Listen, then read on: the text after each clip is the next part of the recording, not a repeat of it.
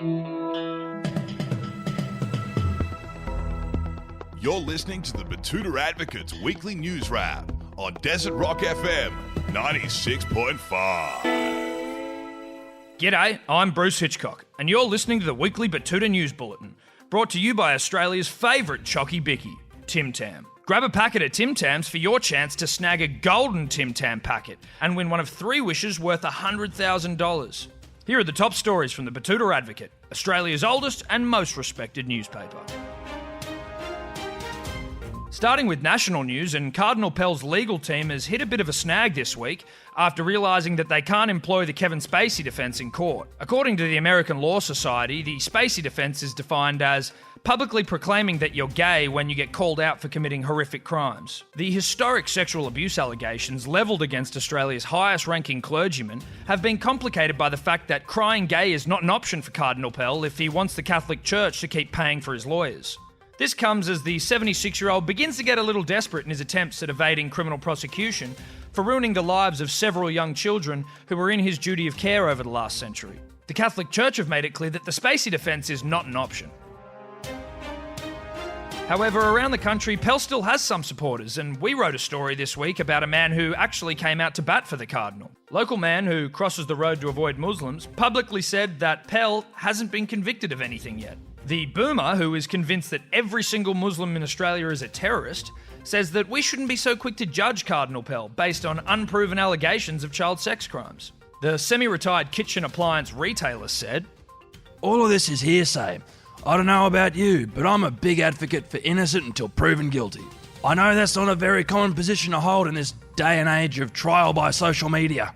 Elsewhere around the country this week, and Hobart is really feeling like a big city now, after it begins to face its first ever housing crisis. In a really cute moment for the capital of the Apple Isle, a report by Anglicare found that a growing number of tourists and holiday home purchasers has not only broadened the gene pool significantly, but created a serious shortage of rental accommodation. Anglicare told The Advocate that the influx of interest in Tasmania's housing market does not bode well for the extended family that calls Hobart home. The story that we broke seemed to ruffle some feathers, with one salty six-fingered reader, Trent Hughes, leaving this comment on our story. Jealous bullshit. Just because your shit Queensland town that no one ever heard of sucks. How many people live in Betoota?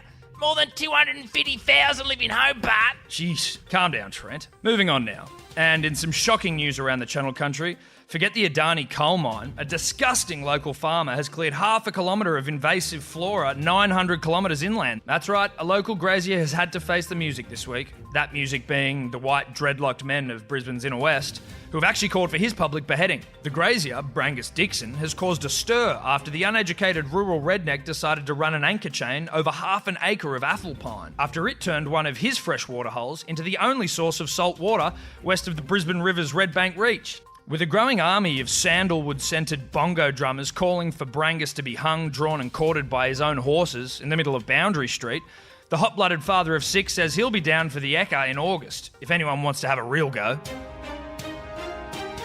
In other news around Betoota this week, and a local tradie's blood work has revealed that he's actually 80% iced coffee. Yep, that's right. The Betoota Valley carpenter, Jackson Alexander, got back the results of a blood test insisted upon by his doctor, and things don't look good for the young man. For the majority of Homo sapiens, 60% of their body is made up of water.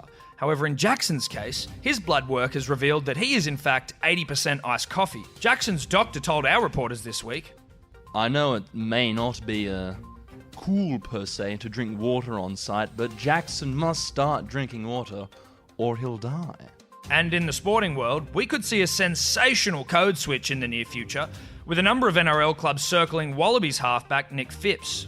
The star is hot property for an array of different NRL clubs after the prominent Union halfback publicly apologised for urinating on a bar in Sydney's eastern suburbs last month. Phipps was kicked out of the Wallara Hotel for pissing on the bar, the night after the team's record 29-0 loss to South African team the Lions. This low-level scandal has led many sports analysts to question whether he's preparing to change codes to the much more public urination-friendly National Rugby League.